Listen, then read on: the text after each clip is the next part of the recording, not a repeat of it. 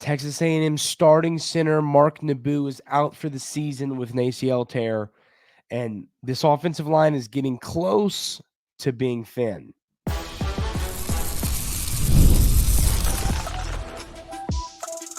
You are Locked On Aggies, your daily podcast on the Texas A&M Aggies, part of the Locked On Podcast Network, your team every day.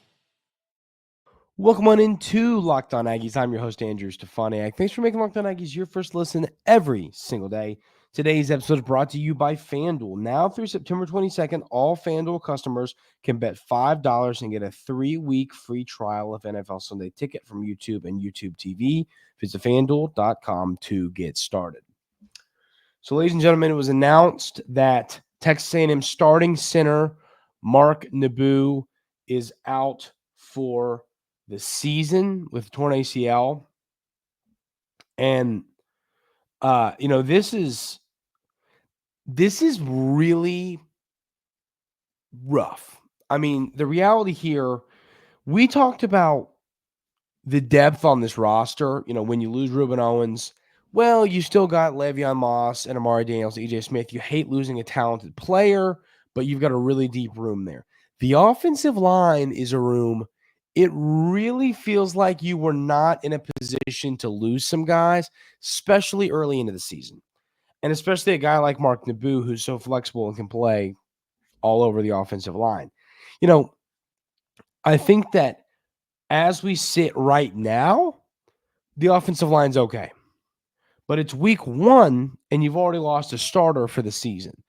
Point being, if you start losing guys, you're going to start seeing unproven players or freshmen in the lineup really, really, really soon. And for an offensive line that we talked about heading into the season, the offensive line for the Aggies was a question mark. And it's definitely, we talked about it. I thought that they played knowing the defense that they were just going against. I think that they played fine. I don't think they played great. I don't think they played bad. I think they played fine. They played good enough for Texas A&M to win. Had Connor Wigman had a better game. That's the reality there. I think that they got the job done of what we've said all offseason, which was just be good enough to win football games. We never thought this offensive line was going to be elite. We never thought it was going to be one of the best, units in the SEC or in college football. So knowing all of this, losing a player like Mark Nabou hurts a lot. Now, that's why it makes going to get Colin New from Utah such an important addition. And actually, PFF, we talked about that on Tuesday, I believe. PFF really liked what Colin New did once he came in. And, his PFF grade was near 70. And, the concern once again now for me is you take a room that was a question mark heading into the season that I don't believe we have a ton of confidence in yet. I don't believe we'll have a ton of confidence in this offensive line at any point all season long. And now you take away one of, the 11, 12 rotational pieces. You got to remember, 11, 12, well, that's a lot of players. It's a lot of players. You have to have 5 out there at a time. So every time someone gets hurt, which once again, this will not be the last injury to the offensive line. It's just, I would say you're getting in a mini car crash every snap. Anybody that's played offensive line, you know what I'm talking about. And this will not be the last injury across the offensive line, but season-ending injuries are killers too. Losing Mark Nabou with the ACL tear, he's done. That's a full year recovery. It's not like, well, he's going to miss 2 or 3 weeks and we'll see him back here. No. That's it for Mark Nabou on the year, which you hate it for the young man. Had a great offseason, was going to be a star. But now you're in a position where this offensive line, once again, is getting thin, and that is scary.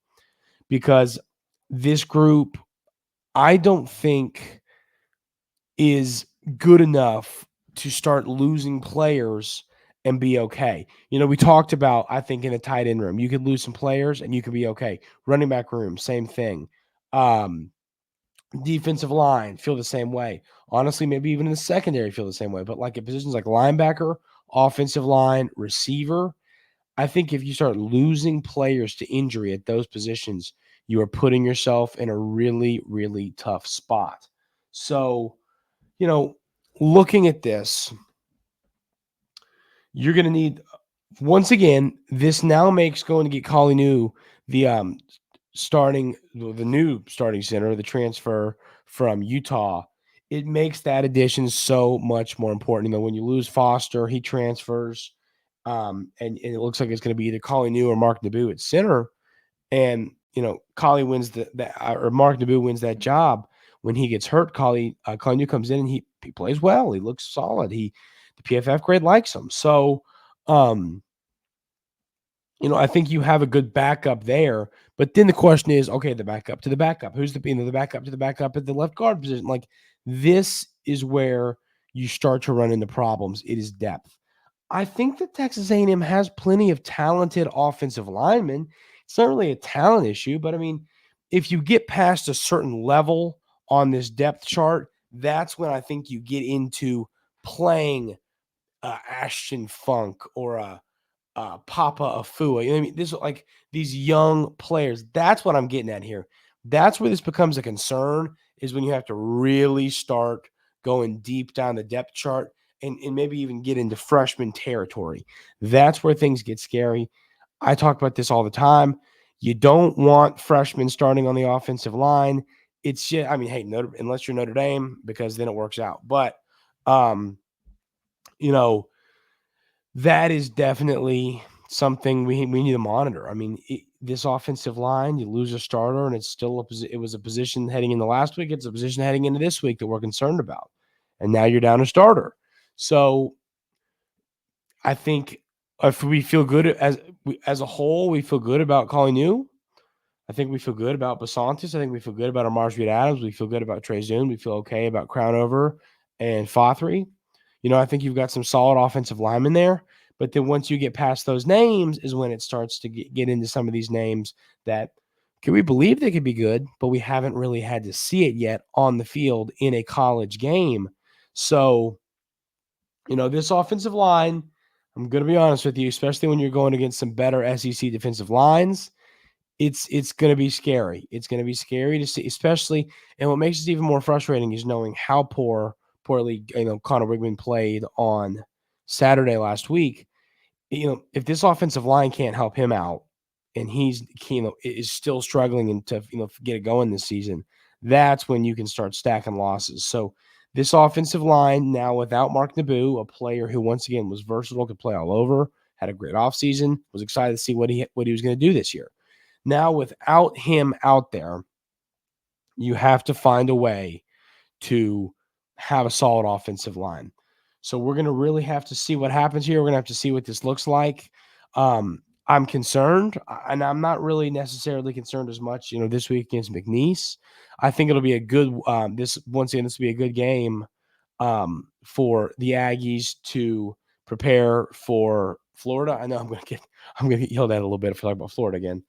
Just kidding. There's a lot of people weren't stoked about that yesterday, but the I think that this McNeese game is an opportunity for the offensive line to kind of figure things out as a unit.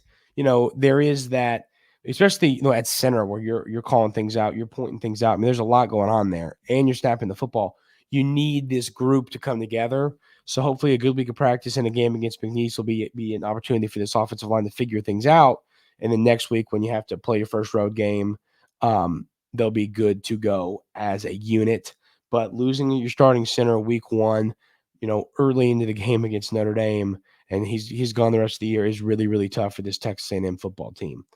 But I think you have enough guys to be okay, but you really, really got to stay healthy the rest of the year. We're going to talk a little bit about recruiting. I want to talk about where's this class at and what do we need. We're now sitting here in early September. We've got some signing day stuff coming up here in a few months. There's a lot going on the recruiting trail. Where are the Aggies? What other positions do they need to recruit? Where is this class going to end up? We're going to have all of those conversations coming up right here on Locked On Aggies.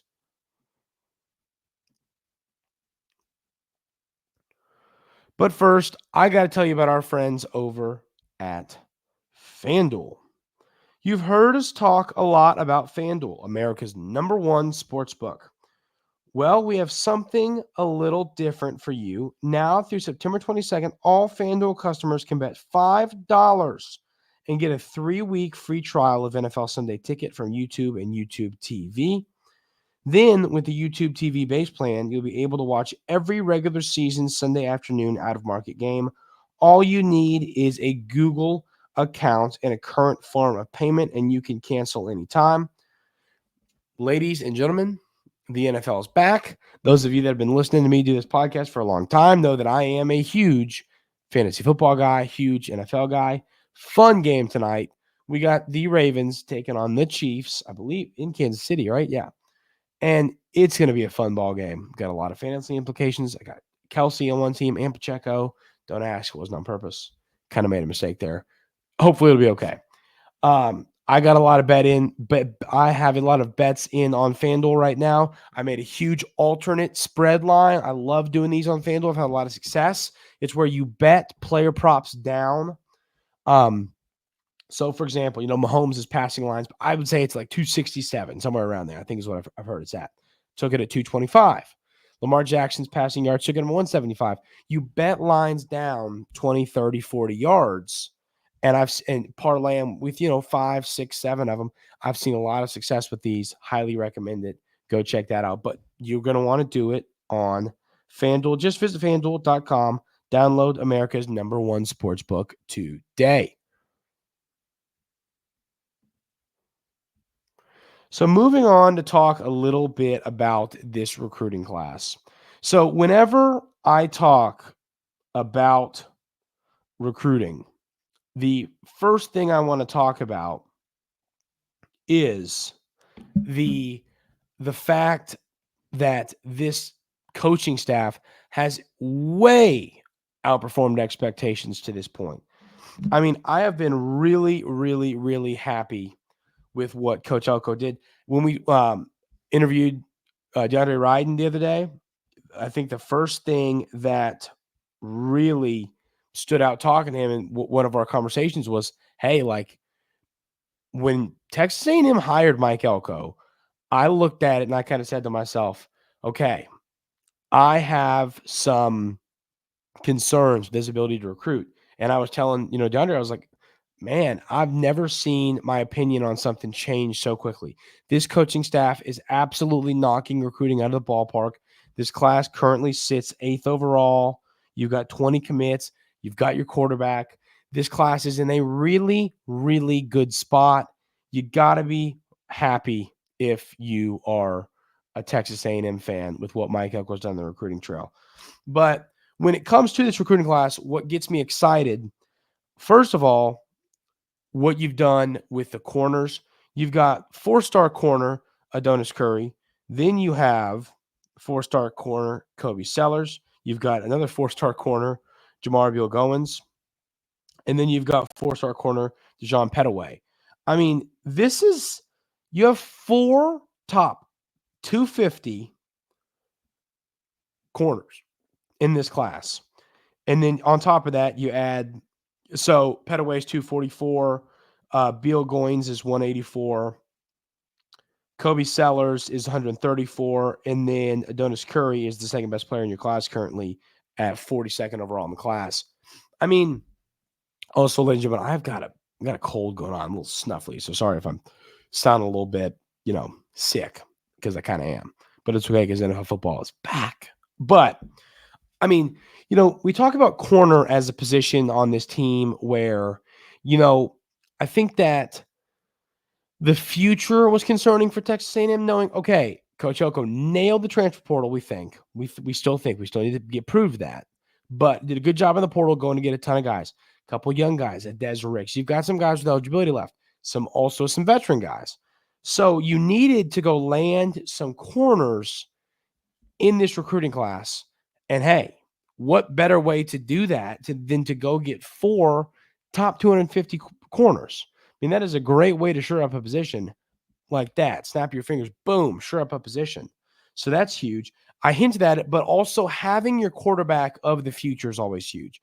This is something when I have a conversation with our Locked On recruiting expert, Brian Smith, he loves when coaching staffs get their quarterback for that recruiting class early into the cycle.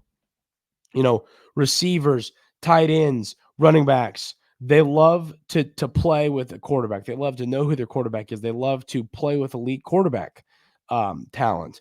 And knowing that you have Husson Longstreet committed, you're in a spot where you have your quarterback. And that is so, so huge. Having your quarterback of the future in a class is very important, not only because he's a 5-star guy, but also on top of that, it's the fact that he's going to help you land offensive weapons. So you've got to be very excited about Husson Longstreet if you're a Texas A&M fan, because I know that I am. I think he's going to be a great player. I think he's a do-it-all guy. Just looking at the scouting report on Longstreet, he's talked about he's got a strong arm, a lot of velocity in his throw. He's comfortable rolling out, throwing to his right. He's a really, really, really good player who I don't know if I'd call him a dual threat. I think he can run, but I'm telling you, the arm strength, the arm talent, it's there to where even though he's 6'2", a little bit shorter for one of your general kind of and there's no such thing as a pocket passer anymore. We talked about that the other day with somebody, and I forget who it was, but Husson Longstreet's not a pocket passer. He's able to roll out and get the football out and take off if there's room. He's a high upside guy. I'm really excited to see what he ends up doing. Then you've got some great overall players. You got a Coyote Armstrong. You've got a Noah McHale. Coyote Armstrong's a dude. He can play any position on the field for you. He can play tight end. He can play edge. He's so talented. The ranked 76th overall, a player that I'm really excited to see. Then you got DJ Sanders on the defensive line. You got Marco Jones off the edge. This is a really complete unit when it comes, as a whole, this recruiting class. And, I'll tell you this. I think that some positions you need to add to, I think you need some receivers. I felt pretty good in this class I think a couple defensive linemen wouldn't hurt. You've done a good job on offensive line. I think that you've got your running back. I think offensive lineman or two wouldn't hurt. A couple receivers for sure. A couple defensive linemen. You've got two linebackers in this class, right? Noah McHale and yes, two linebackers, and then Kelvin Riggins. Yeah, I'm fine if you just take two linebackers, knowing how many you brought in last cycle. So, you've got a tight end in Armstrong. You've got your quarterback. You've got your running back. You've got offensive line. Receivers, I think you need a few more. You've only really got two receivers right now. I'd go add more receivers, especially knowing this is a little bit of a thin room right now. You've got some talented young guys on the roster, but I'd go get some more receivers. Defensive line, I'd go get a couple guys. Do you have any? I think you do not have any safeties, right? If I remember correctly. Yes, I would go get a couple safeties. I feel good about corner. Feel good about linebacker. I think 2 is fine, knowing how many you brought in. So defensive line, safety, wide receiver are the positions I really think this coaching staff needs to focus on. If this coaching staff can go and land those guys, land those elite, some elite players at those positions, I think that you're going to quickly feel a lot better about this recruiting class, better than you already do. Because like I said, when this coaching staff came in, and I kind of said to myself, okay, we feel good about X's and O's. We feel good about all that. The question strictly for this roster is, will they be able to recruit? And I think quickly into the Elko tenure, they have proven they can do that. So, yes, I feel really, really good about this Texas A&M recruiting class. Have a couple mailbag questions to talk about. A question about Connor Wigman, talking about his leash. A question about, does a mobile quarterback make sense? And then what do we want to see against McNeese? We'll talk about those things coming up right here on Locked On Aggies.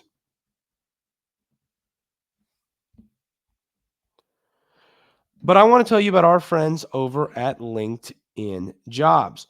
When you're hiring for your small business, you want to find quality professionals that are right for the role. That's why you have to check out LinkedIn Jobs. LinkedIn Jobs has the tools to help find the right professionals for your team faster and for free. LinkedIn isn't just a job board. LinkedIn helps you hire professionals you can't find anywhere else, even those who aren't actively searching for a new job but might be open to the perfect role. In a given month, over 70% of LinkedIn users don't visit other leading job sites. So if you're not looking on LinkedIn, you're looking in the wrong place. On LinkedIn, 86% of small businesses get a qualified candidate within 24 hours. Hire professionals like a professional on LinkedIn. Post your job for free at linkedin.com/lockedoncollege. That's linkedin.com/lockedoncollege. Post your job for free. Terms and conditions do apply.